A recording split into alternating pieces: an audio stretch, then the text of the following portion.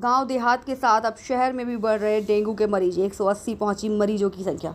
सरकारी अस्पतालों के साथ ही प्राइवेट अस्पतालों में भी भीड़ डेंगू के मरीजों की संख्या बढ़ती नजर आ रही है। सरकारी आंकड़ों की माने तो जिले में कल तक 180 मरीजों में डेंगू की पुष्टि हुई है, जिनमें से 13 लोगों की मौत हो चुकी है। तेजी से 7 अन्य जनपदों की तरह मुरादाबाद जिला भी अब डेंगू की चपेट में आ रहा है। इसी के चलते स्वास्थ्य विभाग चिंतित सा दिखाई दे रहा है। इतना ही नहीं, प्राइवेट डॉक्टर भी अपने मरीज को डेंगू बुखार के लक्षणों के साथ साथ बचाव की भी सलाह दे रहे हैं। हालांकि स्वास्थ्य विभाग का दावा है कि इन सभी क्षेत्रों में दवा का छिड़काव करने के साथ ही दवा भी वितरित कराई जा रही है। दीवान का बाजार, भोजपुर, इस्लाम नगर, गोविंद नगर, अगवानपुर, नागफनी, करुला, इस्लाम नगर, गुड़ियाबाग, फैजगंज, मुंडा पांडे, बांग्ला गांव आदि क्षेत्रों में डेंगू का लगातार खतरा स्वास्थ्य विभाग को चेतावनी दे रहा है। विभाग डेंगू और बुखार को काबू नहीं कर पा रहा है। वहीं पीएसी खुशहालपुर रोड छोटा मंदिर स्थित श्री हॉस्पिटल के डॉक्टर अभिजीत बरुआ कहते हैं कि डेंगू बुखार के लक्षणों में तेज बुखार, शरीर पर दाने, सिर दर्द, मांसपेशियों और जोड़ों में दर्द शामिल है। कुछ गंभीर मामलों में रक्तस्राव और सदमा होता है, जो जीवन के लिए खतरा हो सकता है। इसलिए बुखार होते ही प्रशिक्षित डॉक्टर को दिखाएं। उन्होंने पत्रकारों से वार्ता करते हुए बताया कि डेंगू बुखार को लेकर लोगों में अभी कोई चिंता दिखाई नहीं दे रही है। लोग गंदगी और ठहरे पानी से दूरी बनाकर रखें तो नियंत्रण हो सकता है।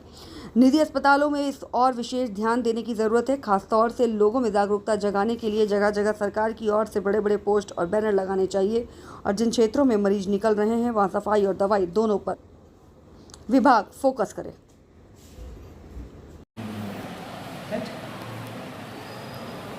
क्या नाम है आपका? मेरा नाम डॉक्टर अभिजीत बरुआ है। डॉक्टर साहब, ये जो श्री हॉस्पिटल है, हाँ सर, ये किस क्षेत्र में पड़ता है? ये आपका काशीराम मझोला क्षेत्र के अंतर्गत पड़ता है, ज़िला मुरादाबाद के अंदर, जिसमें आप प्रैक्टिस करते हैं? हाँ जी। डॉक्टर साहब, अभी कल तक की रिपोर्ट की अगर हम बात करें स्वास्थ्य विभाग की, तो डेंगू एक खतरनाक तरीके से फैल रहा है। बिल्कुल 195 का आंकड़ा स्वास्थ्य विभाग का है। बिल्कुल। तो आप किस तरह से फेस कर रहे हैं मरीजों को? किस तरह की बीमारी आपके सामने आ रही है? बिल्कुल यहाँ पर जो पेशेंट्स आ रहे हैं, मतलब काफ़ी मात्रा में, क्योंकि अभी सीज़न चेंज हुआ है, तो फिर आपको बुखार के मरीज़ बहुत ज़्यादा मिल रहे हैं, क्योंकि बारिश अभी 2-3 दिन पहले ख़त्म ही हुई है। तो एक सीजनल फ्लू के पेशेंट और एक डेंगू के पेशेंट्स, दोनों पेशेंट्स एक जैसे सिम्टम्स लेकर आ रहे हैं। डॉक्टर और लैब की जिम्मेदारी हो जाती है कि कौन सा पेशेंट कहाँ का है, और जो तुरंत जो ताज़ा डेंगू के केसेस हैं उसमें भी टेस्ट की पॉजिटिविटी जो है वो डिपेंड करती है कि वो कितना नया केस है। सारे अब तक की अगर हम बात करें तो श्री हॉस्पिटल में कोई डेंगू का मरीज आपके यहाँ आया? हमारे यहाँ है, हमारे यहाँ लगभग बढ़ती है कोई? हाँ, लगभग 3 पेशेंट्स यहाँ पे एडमिट हैं और उनकी कंडीशन पहले से बेटर है। ये केसेस लगभग 1 हफ्ते पुराने थे और करंट में भी 1-2 केस हैं जिनकी स्थिति अभी अंडर कंट्रोल है।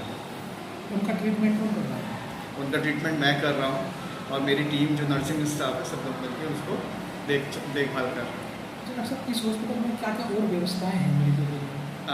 देखिए, गरीब पेशेंट्स के लिए पहले से ही हमने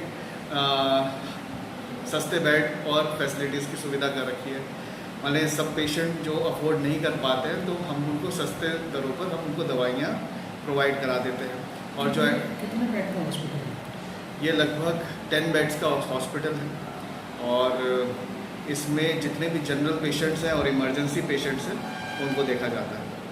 अल्ट्रासाउंड की व्यवस्था है? अल्ट्रासाउंड की व्यवस्था नहीं है। पैथोलॉजी है? पैथोलॉजी लैब है। पैथोलॉजिस्ट कौन है?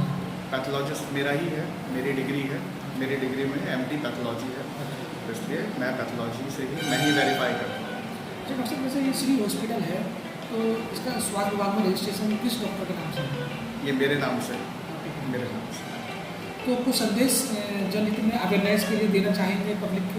मैं अभी ये बोलना चाहता हूँ कि अभी जिस तरह की अभी मार्केट में अभी फीवर चल रहा है जैसे, तो इसमें आप लोग इसको हल्के में ना बरतें अभी, क्योंकि आपको ये नहीं पता कि अगर आप मेडिकल स्टोर से डायरेक्टली अगर दवाई खाते हैं तो आपको ये किस बुखार की वजह से, वायरल फीवर की वजह से या डेंगू की वजह से, किस वजह से आपको आया हुआ है ये आपको नहीं पता। इसलिए तुरंत से तुरंत आप जल्द से जल्द आप जांच कराएं और अपने निकटवर्ती जो परामर्श चिकित्सक है उनसे तुरंत संपर्क करें। आपकी जान पहले ही बचाई जा सकती है।